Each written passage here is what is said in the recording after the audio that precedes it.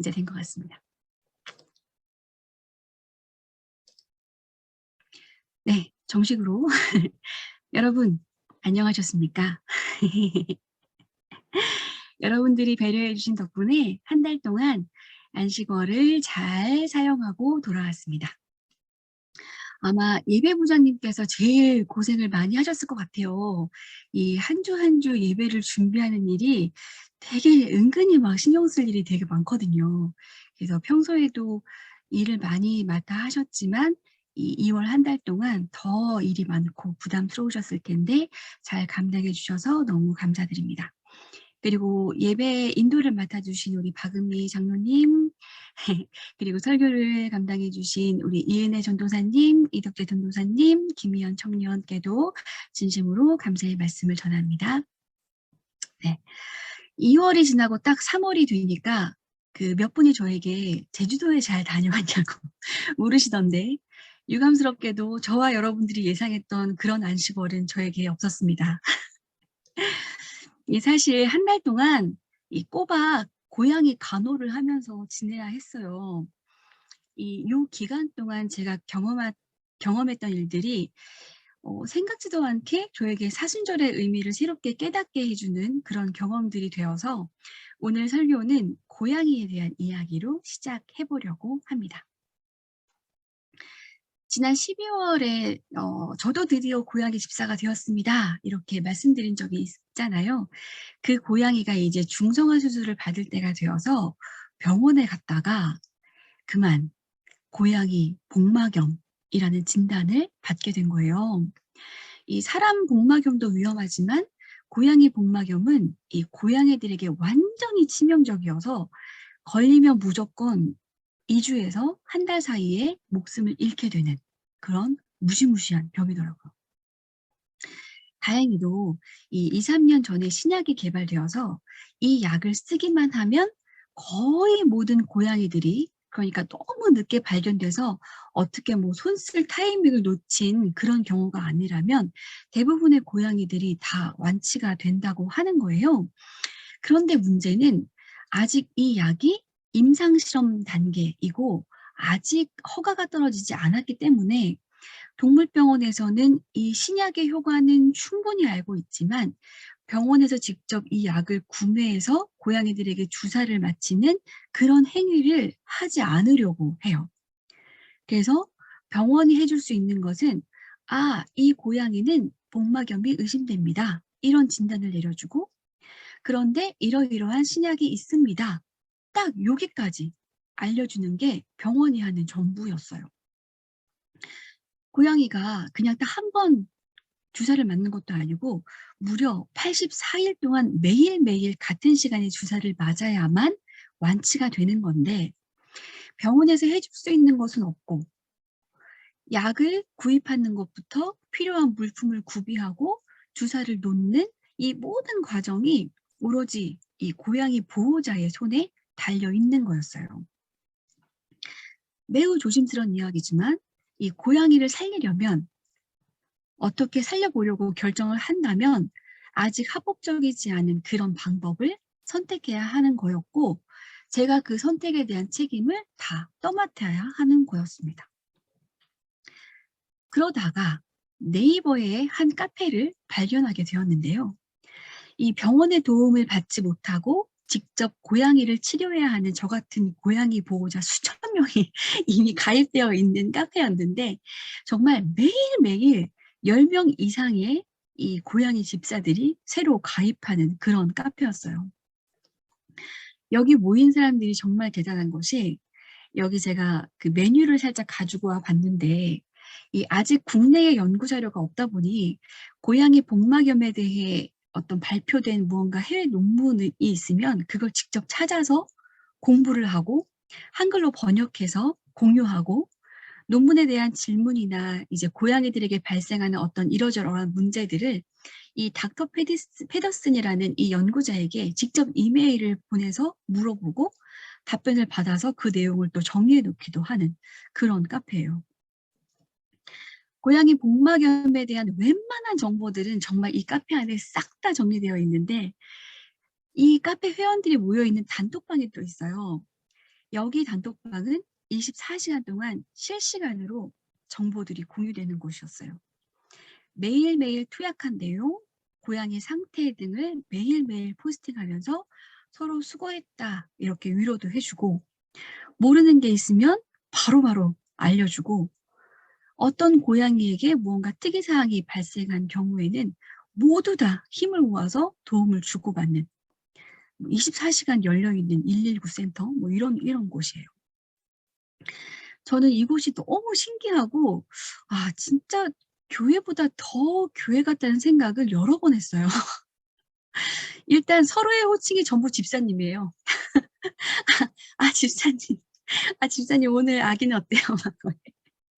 그래서 더 이제 교회 같을 수 있었겠지만, 무엇보다 그곳은 죽어가는 생명을 살리고자 하는 그 열망이 정말 강렬한 곳이었어요. 특히 이 일반적인 의료 시스템의 도움을 못 받고 그 사각지대에 있는 소외된 생명들이 나에게 이제 책임된 거죠. 그래서 그 생명들을 직접 살려내기로 작정한 사람들이 모여 있는 곳이어서 이 서로 연대하고 지지하고 어떻게 한번 다 같이 잘해보려는 그 에너지가 정말 엄청난 곳이었어요. 이곳을 경험하면서 드는 생각이, 교회는 정말 생명을 사랑하는 곳이어야 하겠구나. 이 생명을 살리기 위해 안간힘을 써야 하는 곳이어야 하겠구나. 그런 생각을 했습니다. 특히나 죽어가는 모든 생명들. 세상이 사형 선고를 내려버리고 더 이상 관심을 두지 않는 생명들. 세상이 보호하는 그 테두리, 그 밖에 있는 생명들. 그런 생명들을 더욱 돌봐야 하는 곳이 바로 교회여야 하겠구나. 그런 생각을 계속 했습니다. 교회가 그래야 하는 이유는 예수님도 그러셨으니까요. 이 복음서에는 예수님께서 생명을 돌보시는 수많은 이야기가 담겨 있잖아요. 그 중에서도 이미 죽은 이들까지도 살려내신 이야기가 3번이나 나옵니다. 하나는 회당장 야이로의 딸을 살리신 이야기인데, 이 이야기는 공간복음서 모두에 실려 있습니다. 그리고 요한복음서에는 죽은 나사로를 살리신 이야기, 우리가 모두 잘 아는 이야기죠. 그리고 오늘 우리가 함께 읽은 본문인 누가복음 7장에 이 나인성 과부의 외아들을 살리신 이야기가 있습니다. 야이로의 딸과 나사로 이야기에 비하면 나인성 과부의 아들 이야기는 아주 짧은 본문이고, 그래서 그런지 교회에서 많이 다뤄지는 본문은 아니지만, 저는 오히려 이 이야기가 아주 중요한 의미를 함축적으로 잘 담고 있다고 생각해서 오늘 이 본문을 골라보았습니다. 우리 한번 본문을 함께 보겠습니다. 누가복음 7장 11절, 12절을 먼저 보겠습니다. 그 뒤에 곧 예수께서 나인이라는 성읍으로 가시게 되었는데 제자들과 큰 무리가 그와 동행하였다. 예수께서 성문 가까이 이르셨을 때에 사람들이 한 죽은 사람을 메고 나오고 있었다. 그 죽은 사람은 그의 어머니의 외아들이고 그 여자는 과부였다.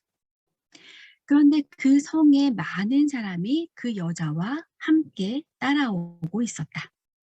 이 맨 앞에 있는 그 뒤에라는 말은 그 앞의 이야기가 무엇이었는지를 또 궁금하게 하잖아요. 이 앞에는 가버나움에서 어떤 백부장의 믿음을 보시고 그저 말씀만으로 원격으로 그의 종을 고쳐주신 이야기가 나오고요. 오늘 본문은 이 가버나움에서 나인성으로 이동하신 후에 벌어지는 사건입니다. 나인이라는 이 지명은 기쁜, 즐거운, 영광 이런 의미를 가진 히브리어 나임에서 유래되었다고 하고 아름답다라는 뜻을 가지고 있습니다. 오늘 이곳에서는 아주 아름다운 일이 벌어질 예정입니다. 예수님이 나인성으로 가실 때 예수님 곁에는 제자들과 예수를 따라온 큰 무리가 함께 있었습니다. 그 큰 무리는 또 하나의 큰 무리를 만나게 되는데 바로 죽은 사람을 메고 나오는 장례 행렬이었습니다. 예수를 따르는 큰 무리와 죽은 자를 애도하는 큰 무리가 성문 가까이에서 딱 맞닥뜨리게 된 거죠. 예수님은 그 많은 사람들을 보셨고 그 중에서도 한 사람, 죽은 사람을 가장 사랑하고 그의 죽음을 가장 애통해하고 있었을 그의 어머니를 보셨습니다. 그리고 그 여인을 가엾게 여기셨습니다. 예수님이 죽은 사람을 살리시는 일을 행하실 때 그 시작에는 항상 이렇게 죽은 이를 애통해하는 눈물이 있습니다. 그리고 그 죽은 사람을 끔찍이도 사랑하는 그의 가족이 있습니다. 예수님이 도착하셨을 때 이미 숨이 끊어져 버린 야이로의 딸 곁에도 사람들이 모여서 울고 있었고 그의 아버지 야이로는 딸을 살리기 위해 갖은 애를 썼던 사람이었고 또 예수님이 도착하셨을 때 이미 죽은 지 사흘이나 지나서 무덤에 매장된 상태였던 나사로의 곁에도 많은 사람들이 모여서 울고 있었고 그의 누이 마르다와 마리아는 더 빨리 도착하지 못한 예수님께 막 야속한 마음을 표현하기도 했습니다. 사람을 살리는 일의 시작에는 이렇게 사랑과 애통의 마음이 먼저 있다는 것을 우리가 기억해야 하겠습니다. 예수님은 앞으로 나아가서 이 시체가 놓인 요 관대에 손을 직접 대십니다. 죽음의 행렬이 더 이상 진행하지 못하도록 손을 대십니다. 예수님의 이러한 행동으로 장례 행렬은 멈춰 섰습니다. 예수님은 이미 죽어서 싸늘하게 식어버린 젊은 청년의 주검에게 말씀하십니다. 젊은이야, 내가 네게 말한다. 일어나라. 예수님께서는 이러저러한 병을 치유하실 때는 오히려 막 손을 얹어서 안수를 하시기도 하시고 막 침을 뱉어서 진흙을 개어서 막 바르기도 하시고 그러셨지만 죽은 사람을 살리실 때는 매번 이렇게 아주 간단한 명령만 하십니다. 야이로의 딸에게 기억나시죠? 달리다군. 아이야, 일어나라 하시고 오늘 청년에게도 젊은이야, 일어나라 하시고 무덤 안에 있는 나사로에게도 나사로야, 나와라 하십니다. 그러면 또 죽은 이들은 예수님의 이 명령만 듣고 곧바로 반응하고 죽음으로부터 일어섭니다. 우리는 보통 이 죽음까지도 순종하게 만드시는 예수님의 능력 있는 명령에 초점을 두고 생각하지만 저는 예수님의 명령에 반응해서 이미 죽어버린 육체를 떨치고 일어서는 이들의 이런 순종 또한 정말 대단하게 느껴집니다. 어쩌면 오늘 우리에게 꼭 필요한 순종이 이것인지도 모르겠습니다.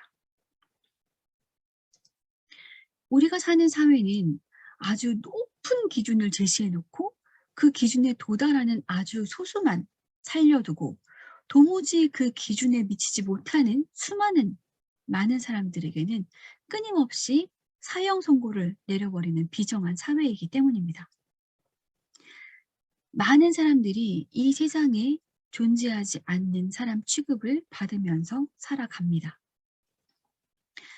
오늘 본문이 성문 밖에서 일어난 사건이듯이 오늘도 성문 안에서는 많은 사람들이 자기들 먹고 마시는 일에 몰두하면서 그렇게 잘 살고 있고 성문 밖에는 사유로부터 이렇게 사형 선고를 받은 이들이 성문으로부터 점점 떠밀려 나오고 있습니다. 이렇게 죽음의 행렬이 계속되는 상황이지만 세상은 이들의 인권이나 생존권에 그리 관심을 두지 않습니다.